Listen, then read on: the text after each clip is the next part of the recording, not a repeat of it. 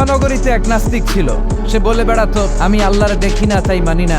কুফানগরীর লোকজন বলে আমাদের এক ইমাম আছে নাম নু'মান ইবনে সাবিত, ওনার সাথে বসলে তুমি আল্লাহরে দেখতে পাবা। সে বলে তাই, তাহলে তোমাদের ইমামকে ডাকো।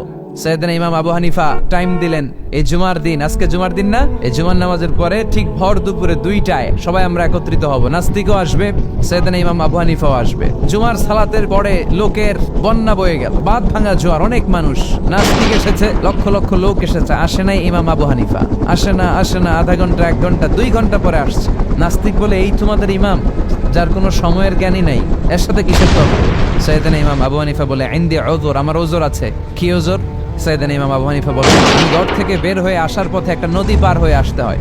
আজকে এসে দেখি নদীর মধ্যে কোনো মানুষ টানুষ নাই, নৌকা নাই, মাঝি নাই, কিচ্ছু নাই। তো হঠাৎ দেখলাম পাশে বিশাল বড় একটা গাছ।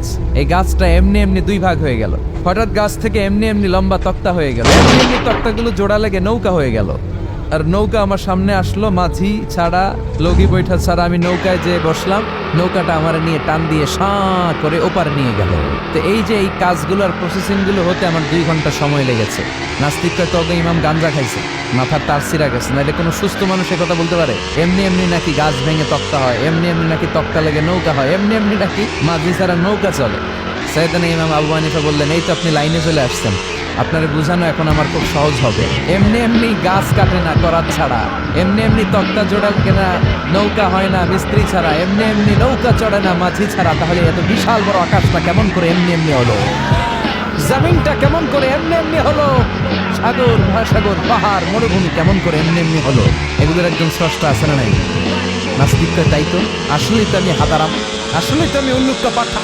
এইভাবে তো আমি কখনো ভেবে দেখি নাই, এইভাবে তো কখনো চিন্তা করি নাই। ও ইমাম, তুমি আমার ঘুমন্ত বিবেককে জাগিয়ে দিয়েছো, তুমি আমার চোখের সামনের পর্দাটা উঠিয়ে দিয়েছো, তুমি আমার দৃষ্টিভঙ্গিকে পরিবর্তন করে দিয়েছো। ও ইমাম, তুমি আমার চোখ খুলেছ, তুমি আমাকে হক চিনতে সাহায্য করেছো। আর দেরি করতে চাই না, আমারে পড়িয়ে দাও লা ইলাহা ইল্লাল্লাহু মুহাম্মাদুর রাসূলুল্লাহ। কালিমা পড়ে মুসলমান হয়ে গেছে। আল্লাহু আকবার পড়েন। It's an eye opener for you. এই সূরাটা আপনাদের জন্য আই ওপেনার, চোখ খুলে দিবে। একটু চিন্তা করলে বুঝবেন যে নাস্তিকদের যুক্তিগুলো খুবই হালকা। ওরা স্রষ্টাকে মানতে চায় না, আল্লাহরে মানতে চায় না। এর কারণ ওরা বলে আনসিন ইজ নাথিং, যেটা দেখি না ওইটা মানি না। নাজুবিল্লাহ পড়বেন না?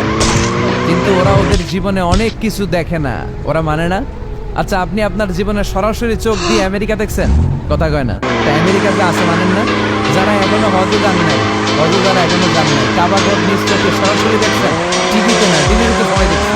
সরাসরি কাবাঘর দেখছেন? তো আপনি যদি দেখেন না, আপনি সৌদি আরব যে আছে, কাবাঘর যে আছে মানেন না? নাস্তিকরা বাতাস খালি চোখে দেখে না, দেখে, কিন্তু নাস্তিকরা বাতাস মানে না। Why do you believe on that? বাতাস মানুষ কেন? তোর দাদা, তোর বাবা কোনোদিন বাতাস দেখছে? তুই তোর চোখ দিয়ে কোনোদিন বাতাস দেখেছিস? Do you see the air in the atmosphere? উত্তর বলবেন no. So why do you believe on that? বাতাস বিশ্বাস করো কেন? Do you see the migraine pain when someone feel in his head? কেউ যখন মাথা ব্যথা অনুভব করে বলে যে আমার মাথাটায় প্রচন্ড ব্যথা। ভাইজানের মাথা ব্যথা প্রচন্ড দেখা যাচ্ছে।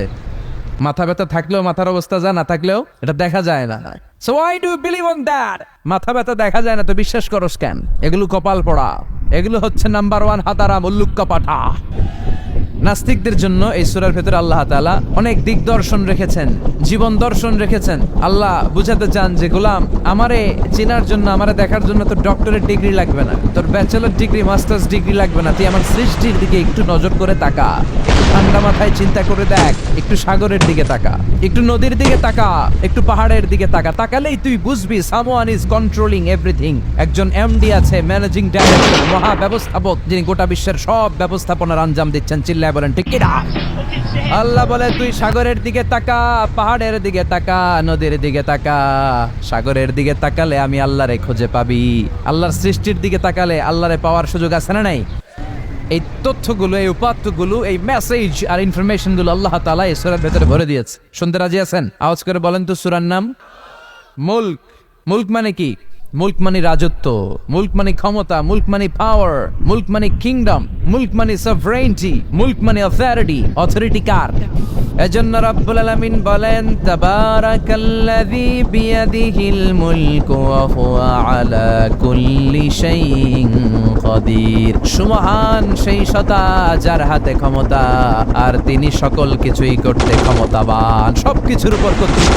বলেন ঠিক কিনা? তাবারাকাল্লাযী, সুমহান তিনি, বিয়াদিহিল মুলক, যার হাতে ক্ষমতা। ক্ষমতা কার হাতে? নাকি প্রধানমন্ত্রীর হাতে, র্যাবের হাতে, পুলিশের হাতে, আমনেগো হাতে? আপনারা তো কোন ক্ষমতা সব আমগো হাতে। সকল ক্ষমতার উৎস কে? সকল ক্ষমতার উৎস আল্লাহ, কিন্তু আমরা বলে থাকি সকল ক্ষমতার উৎস জনগণ। এটা যুক্তিতে টিকে না। কি ক্ষমতা আছে আমাদের? কি ক্ষমতা আছে? কোনো ক্ষমতা নাই। আসল ক্ষমতার মালিক হলেন আল্লাহ। আমাদেরকে তো আল্লাহ দুর্বল করে বানিয়েছেন। ওয়া খালাকাল ইনসানু দাঈফা, আমাদেরকে দুর্বল করে তৈরি করেছে কে? শুধু আমরাই দুর্বল না, আমি দুর্বল, আমার বাপ দুর্বল, আমার দাদা দুর্বল, আমার 14 গোষ্ঠী দুর্বল। আমরা দুর্বলের ঘরের, চিল্লায় বলেন দুর্বলের ঘরের, সেই দুর্বলের ঘরের দুর্বল কয় আমরা সব ক্ষমতার উৎস। কি ক্ষমতা আছে আবার? আজকে মাহফিলের প্যান্ডেলের পেছন থেকে বলে, কেউ যদি বলে ওঠে হুজুর সব, কি বলে? সব দৌড়। আমি আমার নানা ঘরে দৌড়, তুমি এদিকে চাচা আপন প্রাণ বাঁচা। সাপ কথাটা তো মজা করে বললাম, এতে অনেকে খুঁজতেছে আসলে কি সাপ। আর আসলে যদি একটা anaconda, C snake, black mamba, king cobra, Python এসে ফস করে যদি প্যান্ডেলে যে একটা ঢুকতো, পাওয়া যেত দৌড়ে, কথা কন। তো এই হচ্ছে আমাদের ক্ষমতা। সাপ বাদ দেন, বাবা ব্যাংক ছিলেন না? দেবিদ্দারে তো বাবা ব্যাংক নাই। কি করে? খালি লাফায়। 10টা বাবা ব্যাংক, 2টা এই স্টেজে, আর বাকি 8টা প্যান্ডেলে যদি ছেড়ে দেওয়া হয়, বাবা ব্যাংক আর কি লাভ দিবে? এর চেয়ে বড় লাভ দিবেন আপনারা? বাবা ব্যাংকের চেয়ে বড় লাভ দিয়ে আমরা দৌড়াইতে শুরু করব। কত অসহায় আমরা, কত দুর্বল। বল্লা পোকা বউবাসি আমাদেরকে কামড় দিয়ে উড়াল দেয়, এটারে ধরে যে মারমু এটাও পারি না। কুত্তা এম করে কামড়াইলে আমরা কুত্তারে কামড়াইতেও পারি না। কি অসহায়! পিঁপড়া কামড় দিলে আমরা কিছু করতে পারি না। কানের ভিতরে যদি কারো পিঁপড়া ঢুকে থাকে, বাঁচার কোনো সুযোগ নাই, কোনো ক্ষমতাই নাই। এরপর আমরা বলি সব ক্ষমতার মালিক আমি। দেখবেন যাদের ডায়রিয়া হয় আর 5-7 বার টয়লেটে গেছে, এর চেহারার দিকে তাকানো যায় না। বৈশা গেছে, বৈশা যান। তো এই হইলো আমাদের অবস্থা। 5-6 বার টয়লেটে গেলে আর ওর দইরা দাঁড় করানো যায় না। কাই মরে যাইও, আরে সবাই মাফ করে দেন, আই আর হাইতেন না, আমি পারবো না, আমার মাফ করে দেন। পারবি না কেন? তুই না ক্ষমতার উৎস, কথা কন। আসলে আমাদের কোনো ক্ষমতা নাই, আমরা দুর্বল। আসল ক্ষমতার মালিক একজন, চিল্লায় বলতে হবে তিনি কে। আমরা যে কত দুর্বল।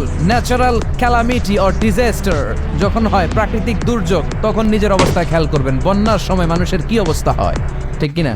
ভূমিকম্পের সময় কি অবস্থাটা হয় আমাদের? রাত 3টার দিকে যদি ভূমিকম্প হয়, দৌড়, লুঙ্গি পইরা দৌড়, লুঙ্গি ছাড়াও দৌড়, আগে যান বাঁচাও। পাগল হয়ে যায়। বাচ্চাটারে কোলে নিয়ে দৌড়াবো, না স্ত্রীকে ঘুম থেকে জাগাবো, না ভাড়াটিয়াদেরকে উঠাবো, না নিজেই ছাদের উপর থেকে লাফ দেবো? ভয়, ভূমিকম্প, সবাই দৌড়। দেখবেন ভূমিকম্প হইলে বাড়িওয়ালাও দৌড়, ভাড়াটিয়াও দৌড়। নাকি ভাড়াটিয়ারা দৌড়ায়, বাড়িওয়ালারা দৌড়ায় না?